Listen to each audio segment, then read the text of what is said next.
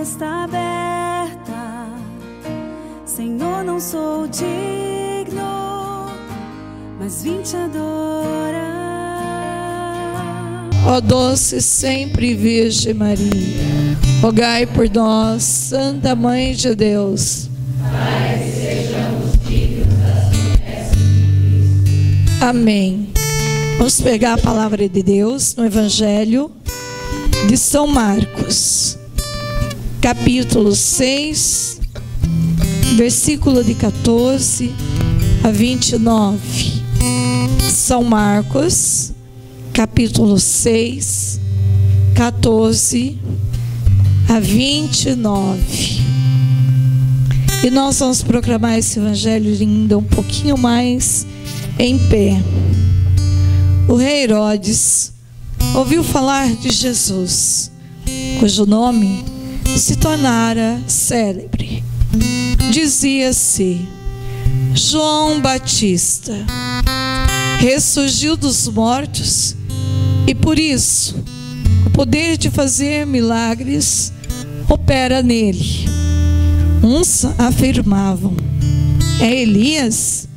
Diziam outros: é um profeta como qualquer outro. Ouvindo isto, Herodes repetia: é João, a quem mandei decapitar. Ele ressuscitou. Pois o próprio Herodes mandara prender João e acorrentá-lo no cárcere por causa de Heroíades, mulher de seu irmão Filipe, com o qual ele se tinha casado. João tinha dito a Herodes: não te é permitido ter a mulher de teu irmão. Por isso, Heroíades o odiava e queria matá-lo, não conseguindo, porém, pois Herodes respeitava João, sabendo que era um homem justo e santo, protegia-o. Quando o ouvia, sentia-se embaraçado, mas mesmo assim, de boa mente o ouvia. Chegou, porém, um dia favorável em que Herodes, por ocasião de seu natalício, deu um banquete aos grandes de sua corte, aos seus oficiais e aos principais da Galileia. A filha de Heroíades apresentou-se e pôs-se a dançar, com grande satisfação de Herodes e dos seus convivas. Disse o rei à moça: pede-me o que quiseres, e eu te darei. E jurou-lhe: tudo o que me pedirdes, te darei, ainda que seja a metade do meu reino. Ela saiu e perguntou à sua mãe: que hei de pedir? E a mãe respondeu: a cabeça de João Batista. Tornando logo a entrar apressadamente à presença do rei, exprimiu-lhe seu desejo: quero que sem demora me des a cabeça de João Batista. O rei entristeceu-se, todavia, por causa da sua promessa e dos convivas, não quis recusar. Sem tardar, enviou um carrasco com a ordem de trazer a cabeça de João. Ele foi, decapitou João ao cárcere, trouxe a sua cabeça num prato e deu à moça. A esta entregou a sua mãe. Ouvindo isso, os seus discípulos foram tomar o seu corpo e o depositaram num sepulcro. Palavra da salvação. Glória a vós, Senhor. Podemos sentar.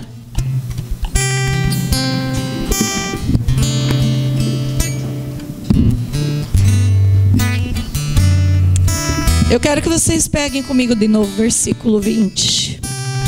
Vamos ler o 20 juntos, para gravar no nosso coração. Pois Herodes respeitava João, sabendo que era um homem justo e santo. Protegia-o quando o ouvia. Sentia-se embaraçado, mas mesmo assim de boa mente ouvia. Então João, sabendo que era um homem o quê? Justo e santo. Esse evangelho daria para a gente fazer o retiro do final de semana inteiro, só em cima dele. Profundidade desse evangelho. Aliás, a palavra de João, do Evangelho de São João, é a teologia mais bela que um ser humano verdadeiramente possa estudar e adentrar profundamente no mistério do Rei Jesus. Porque ele coloca coisas, detalhes que a gente não vê nos outros evangelhos, porque foi um evangelho escrito muito depois. Então João vem relatar esta cena belíssima e ao mesmo tempo uma cena dolorosa, difícil, de como pode alguém conseguir destruir um profeta desta forma. Um homem que fazia tanto bem para a humanidade, que evangelizava, que pregava, um homem que viveu no deserto, que naquele deserto, quem já foi para a Terra Santa aqui? Levante a mão. Só uma? Então os outros estão todos convidados aí comigo agora em maio, tá? Dia 14 de maio, nós vamos para a Terra Santa, fazer um retiro espiritual na Terra Santa, né? E eu vejo que quem ainda não foi para a Terra Santa deve colocar como uma meta de prioridade na sua agenda. Por que que eu digo isso? Porque é bíblico. Uma pessoa que pisa naquela terra, Terra Santa, já diz isso, porque foi a terra que Jesus pisou, nunca mais ela é a mesma pessoa. E eu poderia contar muitos testemunhos de quem não tinha um centavo e pediu para a Virgem Maria, conseguiu todo o dinheiro na oração das Ave Maria. E eu tenho certeza que se vocês realmente colocar como uma meta, vocês também vão ter uma responsabilidade em cima dessa meta de oração. E eu não tenho dúvida que quem reza presencia milagres todos os dias. Por que que a gente não vê mais milagre? Porque rezamos pouco e mal, diz a palavra de Deus. Porque um homem que se coloca verdadeiramente em oração, que faz um caminho de pedir com convicção de oração, de responsabilidade, não tem algo. Ele pode até não ganhar de repente aquilo do jeito que ele pediu, porque Deus sempre dá o melhor.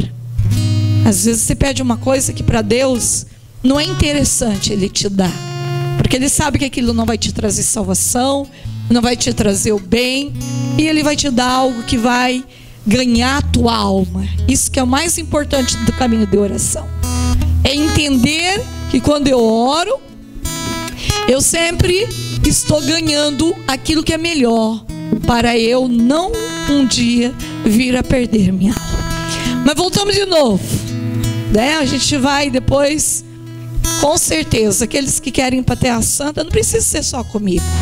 Eu sempre divulgo. Claro que se vocês forem comigo é melhor, porque a gente vai rezar um pouco mais. As minhas peregrinações não tem muita moleza não, é peregrinação de verdade. É muita oração, muita cura, muita missa, muita graça de Deus mesmo. Mas vocês podem ir com quem vocês quiserem, né? Com quem vocês sentirem o chamado, vão. Mas a única coisa que eu peço para vocês, vão para a Terra Santa. Porque não pensa no valor. Quem pensa em valor de dinheiro diminui a grandiosidade de Deus. Não pensa em valor de dinheiro, pensa naquele que pode te dar a graça e pronto, final. De que forma vai vir também não interessa. Deus tem os meios dele de te dar aquilo que é sonho dele. Mas eu digo para vocês, ainda estamos em tempo de graça de ir para a Terra Santa. Eu tenho certeza que vai chegar um tempo que não vamos poder mais ir para a Terra Santa. E por isso nunca se foi tanta gente para a Terra Santa igual agora. E eu digo para você, se você tem oportunidade, vai já. Não fique esperando para o ano que vem, que a gente nem sabe o que vai acontecer o ano que vem. Vai logo, vai em 2014. E a palavra de Deus nos ensina isso. Ser audacioso na fé como João Batista. Um homem que fez a diferença no mundo porque viveu de acordo com a vontade de Deus. Muita gente talvez, e eu dizia para vocês então na Terra Santa quem foi, pode imaginar, trazer na memória, fazer memória da história de João Batista, quando a gente chega no Rio Jordão, que foi o lugar que João Batista, ele viveu. E João Batista viveu como? Neste mundo, um jovem, totalmente despojado até mesmo do prazer maior do ser humano, do comer. Porque o maior prazer do ser humano não é o sexo, não é o dinheiro, não é viagens, é o prazer de comer. Põe uma pessoa diante de um monte de comida e deixa ela sem comer para você ver. Tem uns que entram em crise existencial, porque não aguenta ficar sem comer. E ele abriu mão desse prazer de comer. Não sei se vocês já leram o Evangelho, mas do que ele se alimentava? João Batista: gafanhoto e mel selvagem. Quando a gente vai lá no Rio Jordão, toda vez que eu vou lá, eu compro mel. O mel que era usado por João Batista. E que mel maravilhoso, porque é muito natural. Aliás, o mel é um mistério de Deus, né? É uma das coisas que eu faço experiência quando eu olho para a abelha e eu vejo o que Deus produz através de uma abelha. Gente, quando você vê aquele mel maravilhoso, é inacreditável. Que tudo aquilo as abelhinhas ficaram trabalhando dia e noite para nos dar aquilo que é importante para a nossa vida. Mas João Batista, ele veio para preparar os caminhos do Senhor. Ele veio para fazer o batismo de conversão.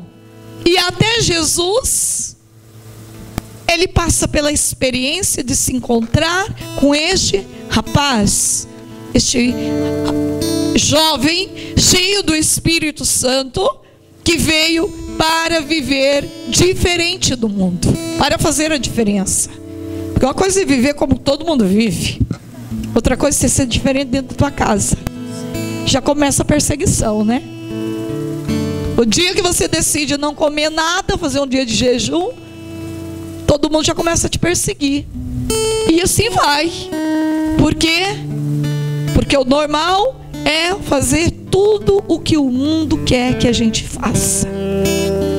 Mas quando a gente toma decisão, como esse rapaz, de fazer um caminho diferente, como Daniel era um jovem. Os amigos de Daniel eram muito jovens e já fazia 21 dias de jejum. Talvez você diz assim, mas irmã, no mundo que a gente vive hoje, não tem necessidade de tanto jejum, não é? Eu digo para você, agora que a gente precisa muito de uma vida de sacrifício e de penitência. Porque quanto mais jejum, mais preparação para o tempo que talvez virá, até mesmo da dificuldade, como diz a palavra de Deus, de um dia ter que comprar alimento. Talvez você nunca parou para pensar nisso. Todo esse calor, o que será que está acontecendo no mundo? Curitiba, a cidade que eu moro, é a cidade do frio. Gente, Claro que Curitiba não dá um calor como esse de vocês. O de vocês ainda é 3 vezes pior do que o de Curitiba. Em Curitiba a gente ainda consegue ter uma brisa. Eu ainda consigo dormir com uma cobertinha à noite em Curitiba. Agora aqui, mas todo mundo em Curitiba tá apavorado. Ainda a Karina estava dizendo assim, que ela leu na internet que uma pessoa escreveu: Senhor, eu quero te pedir perdão pelos dias que eu reclamei do frio em Curitiba. Porque agora o calor é muito pior do que o frio. E chega a ser insuportável o calor em alguns momentos. Mas eu penso que Deus está adestrando seus filhos. Para quê? Primeiro, o Senhor disse na palavra: pedi e recebereis. Até agora eu não pedisse nada. E eu digo para vocês, será que já teve um povo para rezar, para pedir chuva para essa terra? Mas não é uma oraçãozinha qualquer. Talvez você pode dizer assim: mas irmã, todo mundo está rezando. Tá, todo mundo está rezando, mas será que já teve um povo para parar para rezar mesmo, até o Senhor atender o pedido? A irmã Faustina, uma mulher muito santa, de muita vida, de intimidade com Deus. Houve um tempo de seca, e a irmã Faustina tomou uma decisão de ir para diante do Senhor, rezar, até que o Senhor escutasse a oração dela. Enquanto Deus não ouvisse a oração dela, ela não sairia da presença do Senhor. Olha que coisa mais linda isso. Então eu lembro dessa cena da irmã Faustina. Uma vez estava seco no Brasil todo. Foi uma seca no Paraná que estava causando muita gripe, doença nas crianças, em todo o mundo. E eu nessa época ainda era noviça da Copiosa Redenção.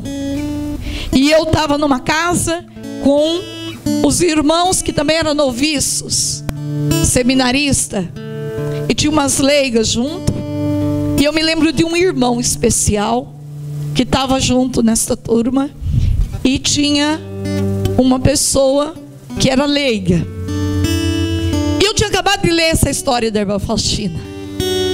Então quando a gente lê um livro que o Senhor fala, a gente fica cheio do Espírito Santo, a gente fica embriagado quando a gente convive com o santo. E era isso que João Batista provocava na vida das pessoas, ao ponto que este homem gostava, Herodes, de ouvir João Batista, porque quando a gente escuta uma pessoa que verdadeiramente vive íntimo de Deus, que é amigo de Deus, a gente não se cansa de escutar ela, não é? Dá vontade de ficar dia e noite ali, e as horas passam e a gente não vê a hora passar, porque é bom demais estar perto de gente que é apaixonada por Deus. É bom demais estar perto de pessoas que rezam mais do que a gente. Que a gente fica até com vergonha, né? A gente acha que é um rosário, e a gente encontra aquela pessoa, como eu encontrei uma amiga minha esses dias, e disse assim: irmã Zélia, agora Deus me pediu uma coisa mais difícil, mas eu estou obedecendo. Me pediu para rezar 1000 Ave Maria todos os dias diante do Santíssimo Sacramento. Vocês sabem quantas horas vai 1000 Ave Maria, né? Pois é. E a gente fica até com vergonha, né? Uma leiga, uma mulher casada, chegou para me dizer isso. Então, a gente começa a ver: meu Deus, tem gente no mundo muito santa. E é prazeroso demais estar junto com os santos. Pessoas que rezam de verdade, que acordam de madrugada para rezar. Pessoas que verdadeiramente abrem mão de muita coisa da vida dela para estar com o joelho no chão por alguém, para estar clamando pela família. E isso é uma coisa que me encanta.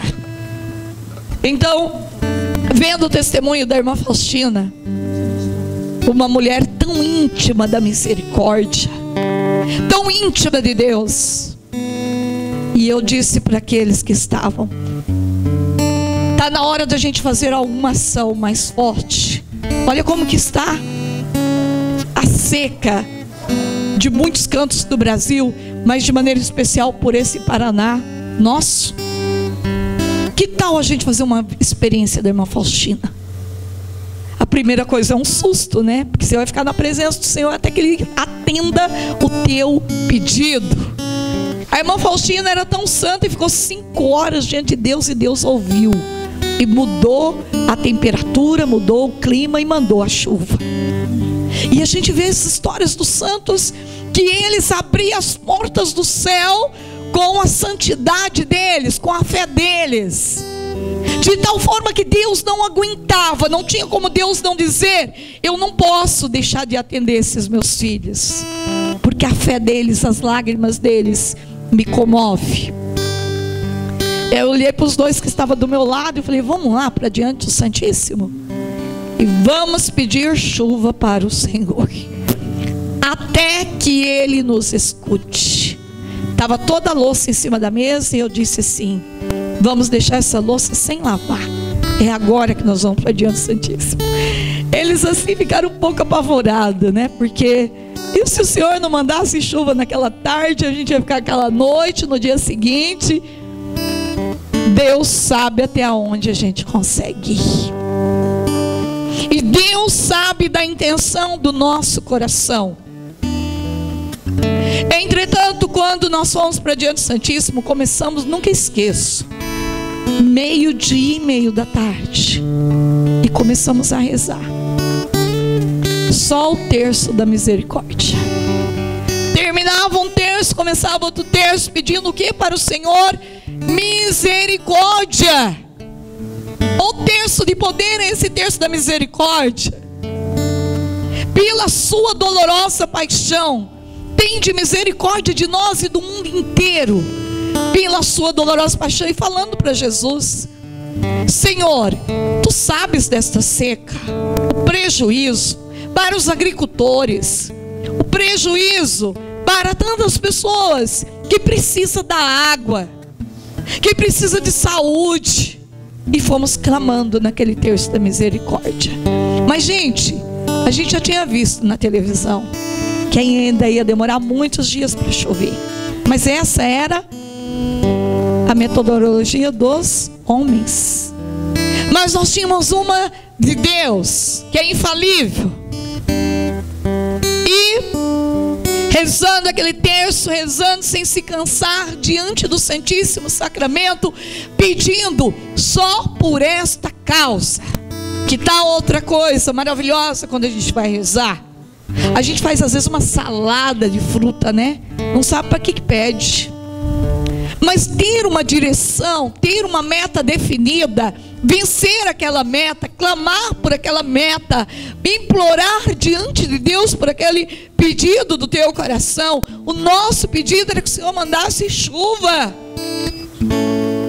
E quando foi às 2:30, um tempo que não tinha um sinal de chuva, de repente começa a mudar o tempo. Olha o que a oração faz, gente. Eu quero que vocês entendam, e essas experiências que nós temos que ter na vida, não é pequena, é grande.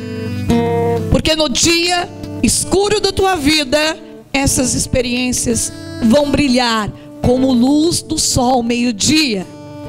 Vai te fazer você de novo lembrar do Deus que te atendeu naquele dia. E esse mesmo Deus caminha com você na escuridão e ilumina a tua vida pela força dessas experiências que você teve de Deus.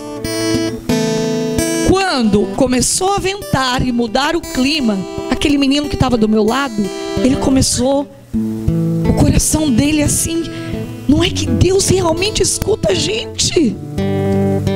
E aquilo foi, ele rezava com mais força ainda pela sua dolorosa paixão, e era tão forte, porque cada vez que a gente rezava, era como se aquele vento aumentava, aquele clima mudou, pela força da oração, ao ponto que 3h estava trovejando, gente.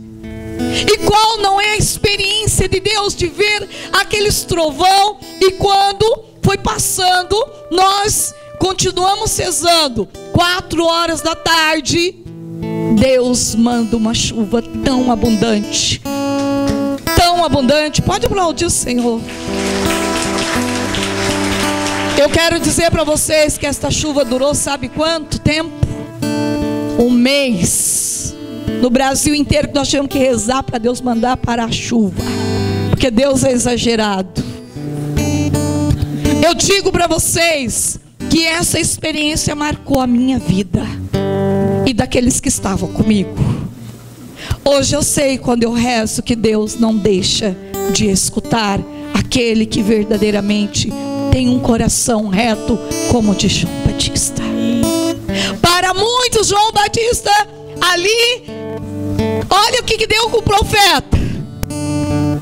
Falou tanto, viveu uma vida sem prazer deste mundo, mas olha só agora a cabeça de João Batista. Todo mundo está rindo, todo mundo está zombando. A cabeça de João Batista está na bandeja. Mas eu digo para você, João Batista inteiro, a alma dele está no céu, festejando com os santos, com os anjos, e continua evangelizando a nossa vida até os dias de hoje.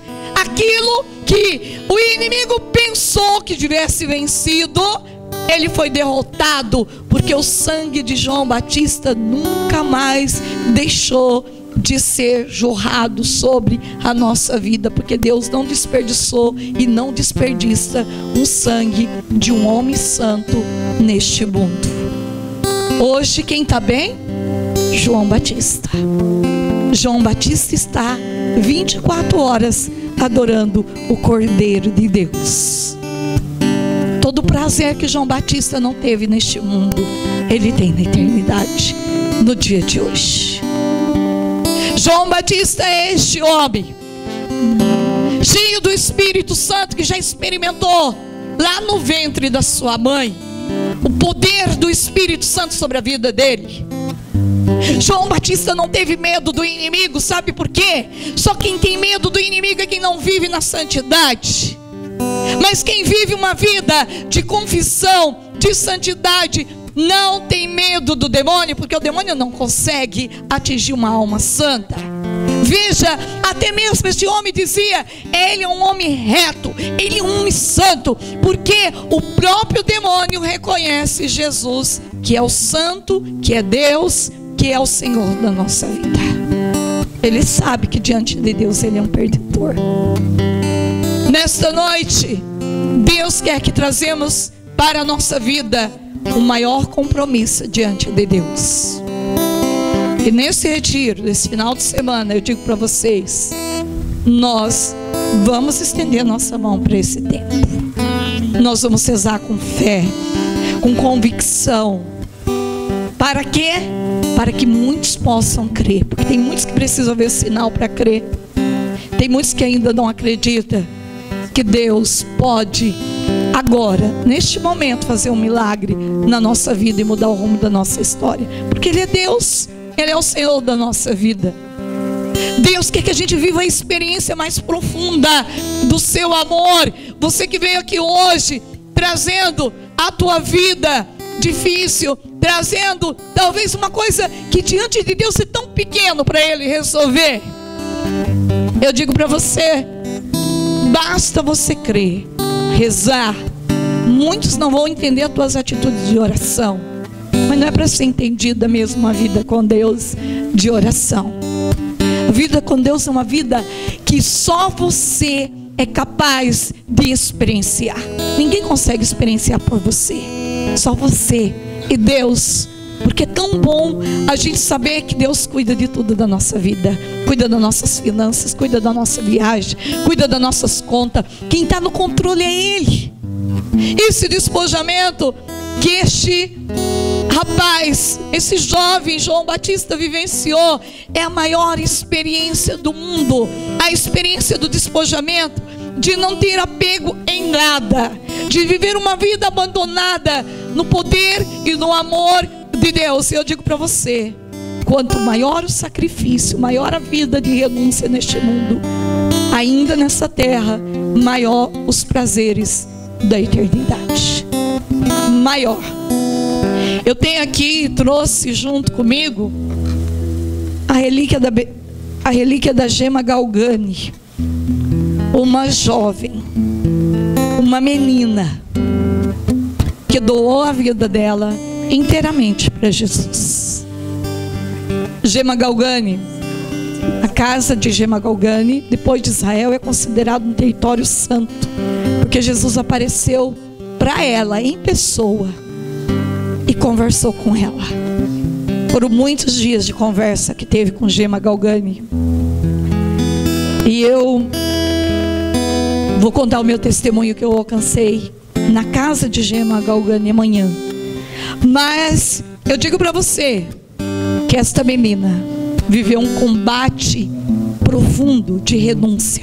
Uma menina, uma jovem, que tinha talvez todo o futuro dela pela frente, renunciou tudo para ser inteiramente de Deus. Numa das cenas mais belas que eu vejo de Gema Galgani, é um dia que ela tem muita vontade de abraçar o crucifixo. E ela era uma menina muito baixinha, considerada até mesmo como uma das santas mais belas da Itália. Ela é linda, linda. O olhar de Gema Galgani penetra no mais profundo do meu ser. Quem já viu uma foto de Gema Galgani pode ver como esta menina era bonita, linda. Renunciou todas as suas vaidades, renunciou tudo para ser inteiramente de Deus. Travou um combate tremendo com o demônio, mas nada teve medo, porque Jesus estava com ela. Então um dia, ao contemplar o crucifixo, ela olhou para Jesus e disse: ah, Jesus, eu queria tanto ser alta, só para poder abraçar esse crucifixo. Jesus então saiu da cruz, se transfigurou, foi até o chão, pegou ela no colo, levou até o crucifixo e deixou ela abraçar. Aquele crucifixo está lá até hoje. Experiência mística do céu, de Deus.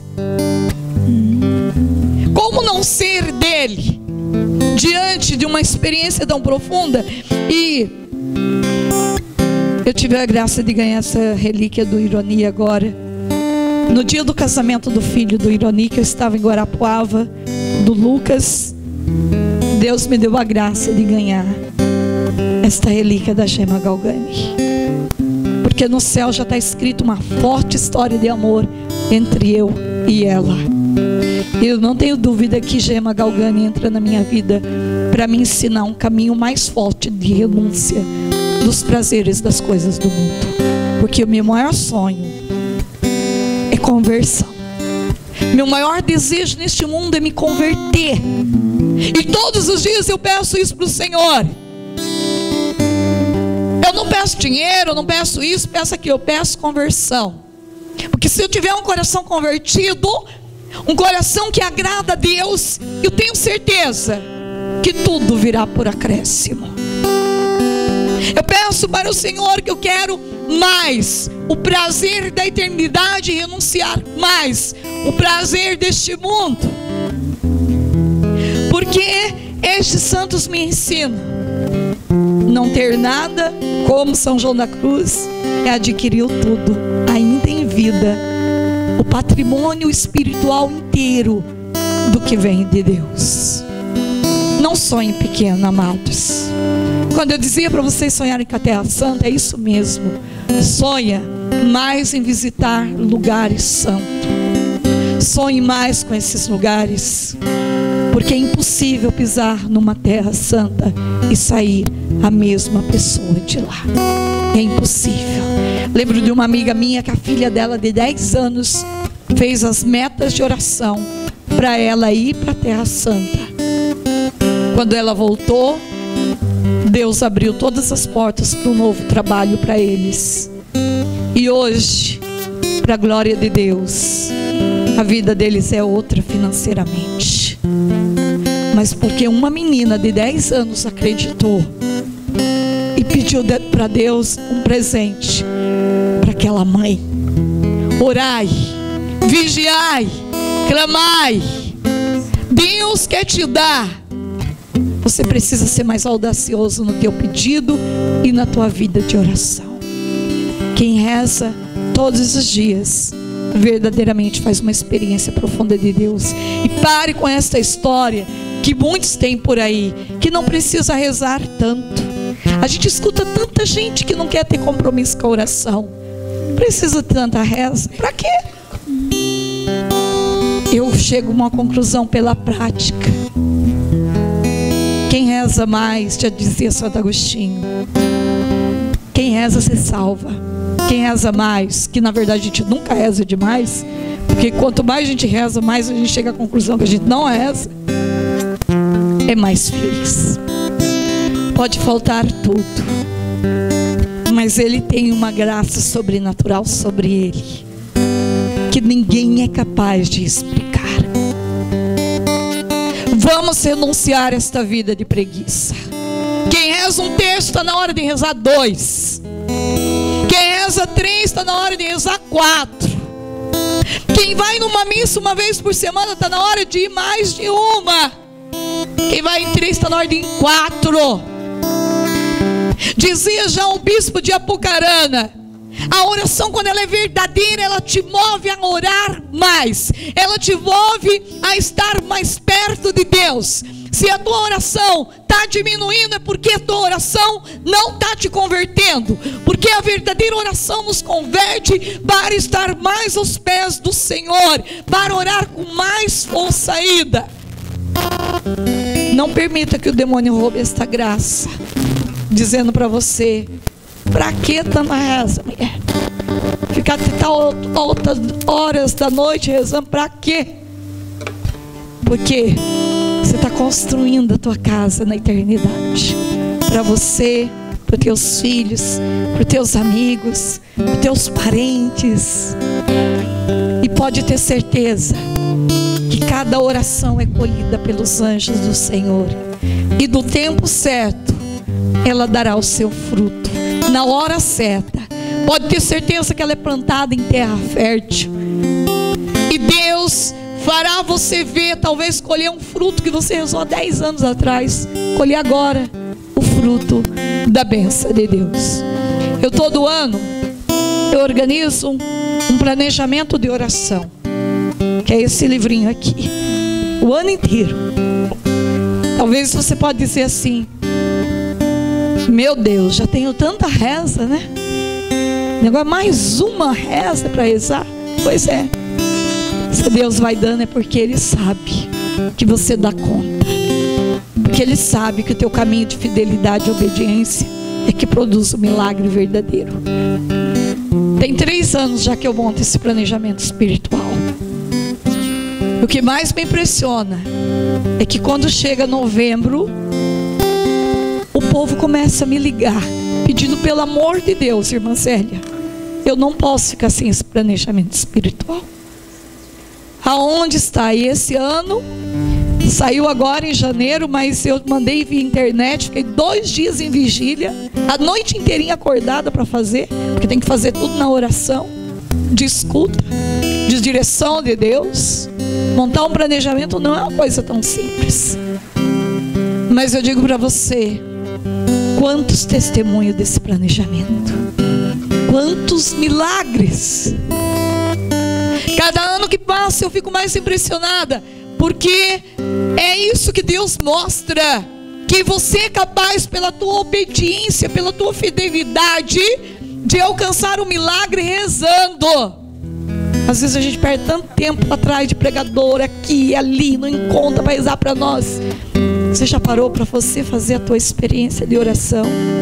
É nessa experiência de oração que Deus cura o teu interior. É nessa experiência de oração que Deus fala com você, muito melhor do que um psicólogo. Deus te orienta, Deus te diz tudo o que você deve fazer na tua vida. E é nesse caminho de oração que os filhos amados, muitas famílias voltou para a vida de oração depois desse planejamento. E eu digo para você, qual não é a alegria do coração de Deus, de saber que hoje muitas famílias têm alcançado muitos milagres rezando junto, em família. Uma simples oração deste livro. Entra, a porta está aberta.